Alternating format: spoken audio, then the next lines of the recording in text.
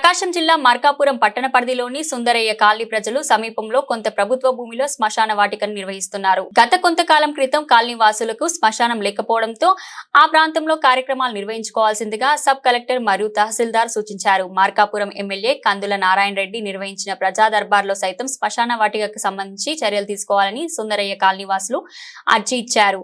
ఎమ్మెల్యేకు అర్జీ ఇచ్చిన కొంత సమయంలోనే శ్మశాన వాటికను ఆక్రమణదారులు చదును చేస్తున్న తరుణంలో కాలనీ వాసులు గుర్తించి వెంటనే ప్రజా సంఘాల ఆధ్వర్యంలో జాతీయ రహదారిపై బైఠాయించి నిరసన తెలిపారు. మార్కాపురం ఎమ్మెల్యే కందుల నారాయణ రెడ్డి పొదిలి నుండి వస్తూ మార్గ మధ్యంలో ధర్నా చేస్తున్న కాలనీ ప్రజలతో మాట్లాడి సమస్య పరిష్కరిస్తానని హామీ ఇవ్వడంతో కాలనీ ప్రజలు ధర్నా విరమించారు.